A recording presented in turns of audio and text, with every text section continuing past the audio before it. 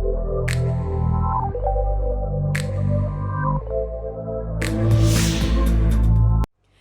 हम class 11th का जो चैप्टर है आपका motion in a straight line, उसका नेक्स्ट टॉपिक लेकर आए हैं, दैट इज ग्राफ्स। ठीक, आज मैं आपको 3 टाइप के जो ग्राफ्स आपके कोर्स में दे रखे हैं उसको किस तरीके से, what is the best way, सबसे आसान तरीका बताऊंगी ग्राफ को सॉल्व करने का। ठीक, और ये तरीका जब आप समझ जाएंगे तब किसी भी टाइप का न्यूमेरिकल हो बहुत आसानी से आपको आंसर मिलेगा। ठीक, चलिए हम देखते हैं। जब हम ग्राफ की बात करते हैं तो बेटा 3 तरीके के ग्राफ होते हैं, ये आप क्लास 9th में भी पढ़ के आए हैं। ग्राफ्स का बेसिक आप क्लास 9th में भी कवर कर चुके हैं, तो हम पूरा बेसिक से स्टार्ट करेंगे, फिर हम थोड़ा आगे क्वेश्चंस की तरफ मूव करेंगे। ठीक है, तो ग्राफ 3 टाइप के होते हैं, ये आपको पता है। एक टाइम डिस्प्लेसमेंट ग्राफ होता है, ठीक, इसके अलावा हमारा टाइम वेलोसिटी ग्राफ होता है, इसके अलावा हमारा टाइम एक्सीलरेशन ग्राफ होता है। तो 3 तरीके के हमने ग्राफ पढ़े हैं। अब इन तीनों ग्राफ के बारे में हम पढ़ेंगे और शॉर्टकट तरीका पढ़ेंगे कैसे इनको सॉल्व करें। सबसे पहले स्टार्ट करते हैं हम पहले ग्राफ से, टाइम डिस्प्लेसमेंट ग्राफ। अब देखिए, कोई भी ग्राफ आपको गिवन हो, चाहे टाइम डिस्प्लेसमेंट, चाहे टाइम वेलोसिटी, फिर टाइम एक्सीलरेशन, इसमें आप ये देखिए कि आपको ग्राफ प्लॉट करना है टाइम और डिस्प्लेसमेंट के बीच में। तो ऐसा कौन सा फॉर्मूला है, ऐसा किस चीज़ का फॉर्मूला है जिसमें टाइम और डिस्प्लेसमेंट आता हो? तो सोचिए, वेलोसिटी। यस, टाइम और डिस्प्लेसमेंट की जब हम बात करेंगे तो बेटा हमें एग्जाम में निकालना होगा वेलोसिटी, क्योंकि वेलोसिटी के फॉर्मूले में टाइम भी आता है और डिस्प्लेसमेंट भी आता है। ऐसे ही अगर हम आ जाएं टाइम और वेलोसिटी, तो बताइए ऐसा कौन सा फॉर्मूला है जिसमें टाइम और वेलोसिटी आता हो, उसको मिलाकर बना हो? जी हाँ, दैट इज डिस्प्लेसमेंट। इसके अलावा भी एक फॉर्मूला है जिसमें वेलोसिटी और टाइम आता है, दैट इज एक्सीलरेशन। ठीक, दोनों चीज़ें पूछी जा सकती हैं अगर टाइम वेलोसिटी ग्राफ दे रखा है, डिस्प्लेसमेंट भी पूछ सकते हैं और एक्सीलरेशन भी पूछ सकते हैं। ऐसे ही टाइम एक्सीलरेशन ग्राफ, इसमें खाली वेलोसिटी पूछा जा सकता है, क्योंकि वेलोसिटी के उसमें मतलब ये टाइम और एक्सीलरेशन को मिला करके वेलोसिटी का फॉर्मूला बनाया जा सकता है। तो पहले तो ये क्लियर हो गया कि ग्राफ अगर गिवन है तो क्या क्या चीज़ें हमसे पूछी जा सकती हैं। जो चीज़ें आपके फॉर्मूले, आपके इन पैरामीटर से फॉर्मूले बनाए जा सकते हैं, हर वो चीज़ आपको पूछी जा सकती है। तो सबसे पहला तो ये पॉइंट हो गया। दूसरा पॉइंट बड़ा इम्पॉर्टेंट पॉइंट है, वो बेटा देखिए, जहाँ पर भी फॉर्मूला, जैसे वेलोसिटी का फॉर्मूला टाइम और डिस्प्लेसमेंट से बनाना है तो कैसे बनाया जाएगा? Velocity is equals to displacement upon time, यही तो होता है। तो जहाँ पर भी फॉर्मूले में डिवाइड किया जाएगा वहाँ पर ग्राफ का स्लोप निकाला जाएगा। ध्यान रखना, जिस भी फॉर्मूले में मल्टीप्लाई करके फॉर्मूला निकाला जाएगा उस फॉर्मूले में हमें एरिया निकालना होगा। ये याद करिए, बस यही है, पूरा खेल आपका यही है। तो इसको आप ऐसे याद कर लीजिए, डिवीजन करना है तो स्लोप निकालना है, मल्टीप्लाई करना है तो एरिया निकालना है। This is the shortcut trick and the फंडा यूज्ड। चलो अब लगा कर देखते हैं इसको। देखिए बेटा, वेलोसिटी अगर हमको फाइंड आउट करना है bye means of time and displacement, तो उसका फॉर्मूला होता है डिस्प्लेसमेंट अपॉन टाइम। हम क्या कर रहे हैं? डिवाइड कर रहे हैं। इसका मतलब टाइम और डिस्प्लेसमेंट ग्राफ जब भी आपको गिवन होगा और आपको वेलोसिटी निकालना है तो आपको उस ग्राफ में स्लोप फाइंड आउट करना होगा। ठीक, अब यहाँ देख लो, टाइम और वेलोसिटी अगर दे रखा है और आपको बोला जाए डिस्प्लेसमेंट निकालो, तो डिस्प्लेसमेंट का फॉर्मूला कैसे बनता है? Velocity multiplied by time. यहाँ पर आ जाता है मल्टीप्लिकेशन। तो अगर वेलोसिटी और टाइम ग्राफ दे रखा है तो डिस्प्लेसमेंट निकालने के लिए बच्चों हमको क्या करना पड़ेगा? एरिया फाइंड आउट करना पड़ेगा। ठीक, ऐसे ही अगर हमें एक्सीलरेशन निकालना है, सेम ग्राफ है लेकिन अब हमें दूसरी वैल्यू, दूसरा फिजिकल क्वांटिटी निकालना है, एक्सेलरेशन। तो एक्सेलरेशन के फॉर्मूले में वेलोसिटी अपॉन टाइम डिवाइडेड, तो डिवीजन के केस में आपको निकालना पड़ेगा स्लोप। ठीक, अब आ जाओ थर्ड, ठीक, थर्ड है टाइम एक्सेलरेशन। तो जो वेलोसिटी का फॉर्मूला होता है वो क्या होता है, एक्सेलरेशन मल्टीप्लाइड बाय टाइम होता है, ठीक है। मल्टीप्लिकेशन मतलब टाइम एक्सेलरेशन के ग्राफ में अगर वेलोसिटी निकालना है तो हमको निकालना पड़ेगा एरिया। ये जो मैंने चीज़ लिखी है बस यही है आपका 9th का ग्राफ और 11th का ग्राफ, सब कुछ इसी में कवर होता है। डिवीजन मतलब स्लोप, मल्टीप्लिकेशन मतलब एरिया। ये कॉन्सेप्ट को लगाइए, सारे आंसर्स आपके एक के बाद एक निकलेंगे बिना किसी कंफ्यूजन के। तो चलिए अब इसको क्लियर करने के लिए हम कुछ न्यूमेरिकल सॉल्व कर लेते हैं। तो पहला क्वेश्चन हमारा ये कहता है कि एक बॉडी है जो रेस्ट से चलना शुरू किया है, उस बॉडी ने, मतलब क्या हुआ, उसकी इनिशियल वेलोसिटी 0 हो गई और उसका एक्सेलरेशन हमको दे रखा है 5 मीटर पर सेकेंड स्क्वायर। आपको बोला है आफ्टर 4 सेकेंड उस पर कोई फोर्स अप्लाई नहीं होगा, there is no force on the body after 4 second, मतलब 4 सेकेंड तक हम देखें कि वो किस वेलोसिटी के साथ मूव करेगा। अच्छा, वेलोसिटी हम क्यों निकाल रहे हैं, क्योंकि क्वेश्चन पूरा पढ़िए, उसमें लिखा है you have to draw the time velocity graph, मतलब आपके ग्राफ में टाइम होना चाहिए और वेलोसिटी होनी चाहिए, ठीक। और कितने सेकंड्स के लिए टाइम वेलोसिटी ग्राफ ड्रॉ करना है आपको, 8 सेकंड्स के लिए ड्रॉ करना है। चलिए, तो हमको बोला है कि आफ्टर 4 सेकेंड फोर्स अप्लाई नहीं होगा, मतलब 4 सेकेंड तक फोर्स अप्लाई था और उसमें एक्सेलरेशन बॉडी में था 5 मीटर पर सेकेंड स्क्वायर। तो सबसे पहले हम पहले पार्ट का, दिस इज फर्स्ट पार्ट, इसकी हम वेलोसिटी निकाल लेते हैं। तो v equals to u plus AT होता है, जिसमें u पहले ही 0 हमें दे दिया है, तो यहाँ पे वेलोसिटी आ जाएगी, एक्सेलरेशन 5 है और टाइम पीरियड 4, तो ये हो जाएगा 20 मीटर पर सेकेंड, मतलब 4 सेकेंड तक हमारी जो बॉडी उसमें दे रखा है न्यूमेरिकल, वो 20 मीटर पर सेकेंड की स्पीड से चला। अब आफ्टर 4 सेकेंड कह रहे हैं कि टाइम पीरियड आफ्टर 4 सेकेंड उनका ये कहना है कि फोर्स 0 हो गया।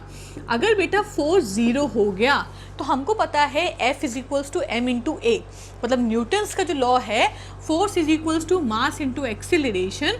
अगर फोर्स 0 कर देंगे तो बॉडी में एक्सेलरेशन भी 0 हो जाता है। अगर बॉडी में कोई एक्सेलरेशन नहीं हो रहा है तो इसका मतलब है कि there is no change in velocity, मतलब अगर आपकी गाड़ी, आप कार से जा रहे हैं, आपकी गाड़ी 40 किलोमीटर पर आवर की स्पीड से चल रही है और आपने अपनी गाड़ी में एक्सेलरेशन मतलब एक्सेलरेटर नहीं दिया, तो एक्सेलरेशन 0 है। इसका मतलब क्या है कि 40 किलोमीटर पर आवर की स्पीड वो मेंटेन करता रहेगा, वो उसकी स्पीड चेंज नहीं होगी, 40 किलोमीटर पर आवर ही उसकी स्पीड आगे भी रहने वाली है। तो एक्सेलरेशन अगर 0 है तो इसका मतलब होता है there is no change in velocity, मतलब जो वेलोसिटी उसकी पहले थी 20 metre per second, after 4 second उसकी वेलोसिटी वही रहने वाली है, that is 20 metre per second रहने वाली है। इसके अकॉर्डिंग अगर हम टाइम वेलोसिटी ग्राफ ड्रॉ करते हैं तो एक्स एक्सिस पर हम टाइम ले लेते हैं और वाई एक्सिस में हम वेलोसिटी ले लेते हैं। तो टाइम 0 से 4 सेकेंड तक हमको बोला है कि बॉडी हमारी 0 से चलना शुरू हुई, मतलब यहाँ से चलना शुरू हुई है और 4 सेकेंड पर पहुँचते पहुँचते उसकी वेलोसिटी हो गई 20 मीटर पर सेकेंड और बॉडी लगातार एक्सेलरेट कर रही थी। मतलब क्या हुआ, वो वेलोसिटी ऐसे धीरे धीरे बढ़ती जा रही थी और 4 सेकेंड पर आकर के उसकी वेलोसिटी हो गई 20 मीटर पर सेकेंड। अब इन्होंने कहा है कि टाइम वेलोसिटी ग्राफ पूरे 8 सेकेंड का बनाइए, मतलब पूरे 8 सेकेंड तक आफ्टर 4 सेकेंड उसकी वेलोसिटी वही रहेगी, there is no change in velocity. तो ये तो हमारा एक पार्ट आ गया टाइम डिस्प्लेसमेंट। अब टाइम वेलोसिटी, आपको इस ग्राफ में निकालना है डिस्प्लेसमेंट। बच्चों देखिए, डिस्प्लेसमेंट आपको पूरा 8 सेकंड का निकालना है, मतलब यहाँ तक आपको डिस्प्लेसमेंट निकालना है। मैंने पहले भी कहा था कि आपको अगर वेलोसिटी और टाइम दे रखा है तो डिस्प्लेसमेंट निकालने के लिए फॉर्मूला क्या होता है, वेलोसिटी इनटू टाइम, मतलब मल्टीप्लिकेशन आ रहा है। तो इस ग्राफ की हमको एरिया निकालना पड़ेगा, मतलब ये पूरा एरिया अगर आप फाइंड आउट कर लेंगे तो आपको डिस्प्लेसमेंट मिल जाएगा। तो एरिया कैसे निकालेंगे, ये है हमारा ट्राइंगल, ठीक है। ट्राइंगल की एरिया कितनी होती है, हाफ बेस इनटू हाइट, ठीक, प्लस ये क्या हो गया, ये देखो ये इतना पोर्शन, ये हमारा रेक्टेंगल या स्क्वायर, ठीक, बन रहा है। तो इसको हम लेंथ इनटू ब्रेथ, अब निकाल लो, हाफ बेस कितना है, यहाँ से यहाँ तक 4, ठीक है, हाइट कितनी है 20, प्लस लेंथ कितना है, यहाँ से यहाँ तक आपका लेंथ हो गया, मतलब 4 मल्टीप्लाइड बाय ब्रेथ कितनी हो गई 20। इसको सॉल्व कर लीजिए, ये हो जाएगा 240 प्लस 80, तो हो जाएगा 120 मीटर आपका डिस्प्लेसमेंट निकल आएगा। तो अगर आप इस ग्राफ का एरिया निकालते, किसी भी ग्राफ का एरिया निकालते हैं, तो टाइम वेलोसिटी ग्राफ में आप बहुत आसानी से डिस्प्लेसमेंट फाइंड आउट कर सकते हैं। चलिए अब हम मूव करते हैं सेकेंड न्यूमेरिकल की तरफ। अब हम बढ़ते हैं अपने सेकेंड क्वेश्चन की तरफ। ये हमें दे रखा है एक्सेलरेशन और टाइम के बीच में ग्राफ, ये गिवन है आपको, और आपको फाइंड आउट करना है मैक्सिमम स्पीड अटेन्ड, ठीक है, आपको maximum speed attend by the body find out करना है। अब मैं आपको बता दूं कि ये जो क्वेश्चन है ये जेईई में आपका 2004 में पूछा गया क्वेश्चन है। चलिए अब हम इसको सॉल्व करते हैं, ध्यान से देखिएगा बेटा। अगर आपको एक्सेलरेशन और टाइम दे रखा है तो इसका मतलब है कि हमको क्या निकालना है, वेलोसिटी। तो वो आपको पूछा ही गया है, मतलब वो आपको पूछा ही गया है कि आपको स्पीड यहाँ फाइंड आउट करना है।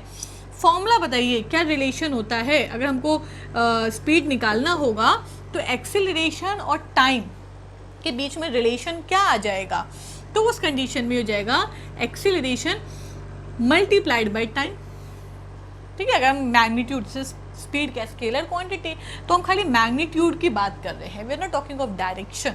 डायरेक्शन होता तो वेलोसिटी लेना होता।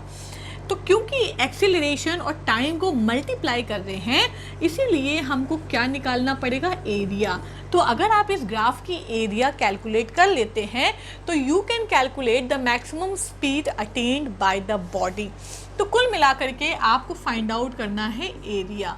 और ये जो शेप है अगर ध्यान से देखिए, ये एक ट्राइंगल का शेप है, मतलब हाफ बेस इनटू हाइट लगा दें तो बेस देखिए कितना है, ये 0 से है स्टार्ट और 11 सेकेंड, नीचे 11 हो गया। हाइट कितनी, यहाँ 0 से 10, तो 10 हो गई। ये आपने कैंसिल कर दिया तो आपका आंसर आ गया 55 metre per second. This is the maximum speed attend by the body, ठीक। ये तो सेकंड क्वेश्चन है। अब हम बढ़ते हैं थर्ड क्वेश्चन की तरफ। थर्ड क्वेश्चन की तरफ हम बढ़ते हैं। तो ये थर्ड क्वेश्चन में देखिए आपको ये दे रखा है, ग्राफ गिवन है, टाइम वेलोसिटी का ग्राफ है, आपको 60 सेकेंड तक फाइंड आउट करनी है डिस्प्लेसमेंट। ये जो ग्राफ दे रखा है ये बेसिकली रनर का दे रखा है। कोई रनर है जिसने 0 से चलना शुरू किया, मतलब दौड़ना शुरू किया, और उसकी वेलोसिटी का ग्राफ दे रखा है। आपको बताना है कि वो रनर 16 सेकेंड में कहाँ तक उसका डिस्प्लेसमेंट हुआ, ठीक, वो आपको निकालना है। अब इसके लिए जो कॉन्सेप्ट हम पहले ही पढ़ चुके हैं वो देखिए, डिस्प्लेसमेंट का फॉर्मूला बेटा होता है वेलोसिटी मल्टीप्लाइड बाय टाइम। जहाँ मल्टीप्लिकेशन होगा वहाँ पर एरिया आएगा, मतलब 16 सेकेंड तक आपको ग्राफ का एरिया निकालना पड़ेगा। अब ये फिगर कुछ अजीब सा दे रखा है, ठीक, तो उसके लिए हम छोटे छोटे टुकड़े में इस एरिया को डिवाइड कर लें और उस टुकड़े ऐसे रखें जिनका एरिया निकालना बहुत आसान हो। जैसे सबसे पहले देखिए, हमने इस टुकड़े को देखते हैं, ये एक ट्राइंगल शेप का है, इसको फर्स्ट ले लेते हैं।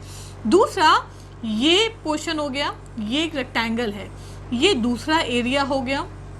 तीसरा देखिए ये जो है थर्ड, इसको डॉटेड रिप्रेजेंट कर लेते हैं, ये हमारा थर्ड पोर्शन हो गया, ये एक ट्रेपीजियम जैसा दिख रहा है। 16 तक जाना है तो अभी ये भी पोर्शन बचा हुआ है, तो ये हमारा एक और रेक्टेंगल हो गया 4। मतलब अगर हम चारों की एरिया निकाल लें और ऐड कर दें तो हमको डिस्प्लेसमेंट मिल जाएगा। तो बेटा कैसे करेंगे, अगर हम फर्स्ट वाले की एरिया, सेकेंड, थर्ड और फोर्थ इन सब की एरिया निकालें तो हमको मिलेगा डिस्प्लेसमेंट। फर्स्ट वाले की अगर एरिया निकालें तो हो जाएगा हाफ बेस इनटू हाइट हो जाएगा, ठीक है। बेस कितना है, यहाँ से यहाँ तक की दूरी बताइए कितनी आ रही है, 2, ठीक। हाइट कितनी आ रही है, यहाँ से यहाँ तक की हाइट है 8, ये हो गया। सेकंड वाले का लेंथ 2 से लेकर 10 के बीच की लेंथ कितनी है, 8, तो ये हो गया 8। ऐसे ही इसकी हाइट देखिए, ये भी 8 के बराबर है, ये भी हो गया। थर्ड है ट्रेपीजियम का फॉर्मूला होता है half sum of parallel sides multiplied by perpendicular distance between them. मतलब क्या हुआ, सम ऑफ पैरेलल साइड्स, तो उसमें एक पैरेलल साइड आपकी ये है, दूसरी पैरेलल साइड आपकी ये है, इन दोनों का सबसे पहले सम करना है। तो अगर इसको देखें तो इस पैरेलल साइड का लेंथ बताइए कितना है, ये 0 है। इस लेंथ को देखने के लिए वाई एक्सिस को देखना पड़ेगा ना, तो ये यहाँ से यहाँ तक 4 है, मतलब कितना हो गया, हाफ 4 प्लस दूसरी पैरेलल साइड ये है बड़ी वाली, तो इसकी लेंथ बताइए कितनी है, यहाँ पर ये 8 है और ये 0 है, मतलब ये 8 हो गया। Multiplied by perpendicular distance between them, मतलब इन दोनों के बीच का डिस्टेंस तो कितना है, ये 2 हो गया, ठीक। प्लस आखिरी एरिया फोर्थ वाला क्या है आपका, रेक्टेंगल है या एक तरीके से तो स्क्वायर बन गया ये तो, ठीक है। तो ये हो गया 12 और 16, बीच की लेंथ बताइए कितनी हो गई, 4 मल्टीप्लाइड बाय ये कितना हो गया, ये भी 4, इसीलिए ये एक स्क्वायर है, ठीक। ओके देखा जाए तो भैया ये भी स्क्वायर था, 8 इंटू 8 दोनों सेम थी, तो रेक्टेंगल था नहीं बल्कि this is also a square. तो ये कैंसिल हो गया और कुछ कैंसिल हो रहा है, ये कैंसिल हो गया। यहाँ पर 8 प्लस 64 प्लस 12 प्लस 16 सॉल्व करेंगे, so you will get 100 metre is your answer. पहले पार्ट का आंसर निकल आया। सेकेंड पार्ट में आपको बोला है एक्सेलरेशन निकालिए at time is equals to 11 second. अगर बच्चों वेलोसिटी और टाइम दे रखा है तो एक्सेलरेशन निकालने के लिए हम क्या करते हैं, वेलोसिटी अपॉन टाइम मतलब डिवाइड करते हैं, और डिवीजन का मतलब क्या होता है, स्लोप होता है, ये हम पहले ही पढ़ चुके हैं। तो आपको टाइम t 11 सेकेंड देखिए किस लाइन के ऊपर लाई कर रहा है, वो इस लाइन के ऊपर आ रहा है, यहाँ पर 11 सेकेंड आ रहा है, तो आपको कुल मिलाकर इस लाइन का स्लोप निकालना होगा, ठीक। कैसे निकालेंगे देख लेते हैं भाई। रनर है, यहाँ से उसने चलना शुरू किया होगा, यहाँ पहुँचा, मतलब ये उसकी वेलोसिटी थी, फिर कांस्टेंट हो गई, फिर यहाँ फिर ये वेलोसिटी का ग्राफ है, मतलब ये उसकी पहली पोजीशन थी, ये उसकी सेकंड पोजीशन होगी। अगर हमको स्लोप निकालना है भाई, जिन बच्चों को स्लोप निकालना नहीं आ रहा या भूल गए हैं ध्यान देंगे, वो स्लोप निकालने का फॉर्मूला होता है बच्चों y2 minus y1 upon x2 minus x1। y2 माने final position along y axis और x2 माने final position along x axis, ठीक, और 1 माने इनिशियल पोजीशन। तो आप देखो बच्चों, जो a है, a ये इसकी इनिशियल पोजीशन है, और जो b है वो हम फाइनल लेंगे। सबसे पहले हम b देखते हैं, फाइनल पोजीशन। तो b में अगर हम आए तो b का सबसे पहले y एक्सिस देखिए, यहाँ से b का अगर y एक्सिस देखिए तो बेटा ये 4 है, मतलब y2 कितना हो गया, 4 हो गया, तो ये हो गया 4 अपॉन, ठीक, उसी पॉइंट से परपेंडिकुलर ड्रॉप करके आप x2 देख लीजिए, ठीक, x2 माने फाइनल, तो 12 जो है वो हमारा x2 हो गया, माइनस हम इनिशियल पर जाते हैं, a इनिशियल है, यहाँ से परपेंडिकुलर ड्रॉप करिए y पर और देखिए उसके पोजीशन कितनी है, 8, तो ये हमारा y1 हो गया। वहीं से एक परपेंडिकुलर ड्रॉ करिए x पर और देखिए x की पोजीशन तो कितनी हो गई, 10। सॉल्व करिए तो हो जाएगा -2 मीटर पर सेकेंड स्क्वायर, और माइनस का मतलब क्या है, बॉडी रनर की वेलोसिटी डिक्रीज हो रही है, मतलब क्या आ रहा है, रिटार्डेशन मिल रहा है। तो बच्चों ध्यान देने वाली चीज़ क्या है, वैसे भी अगर कोई ग्राफ डिक्रीजिंग होगा मतलब नीचे की तरफ जाता हुआ होगा तो वो रिटार्डेशन होगा, अगर कोई ग्राफ ऊपर की तरफ मतलब एक्सेलरेशन होगा, ऊपर की तरफ बढ़ता हुआ नजर आएगा तो वो एक्सेलरेशन होगा। तो ये कुछ कॉन्सेप्ट थे जिसके थ्रू हम ग्राफ सॉल्व कर सकते हैं। अगर आपके कोई डाउट्स हो तो do mention on the comment box. Thank you so much.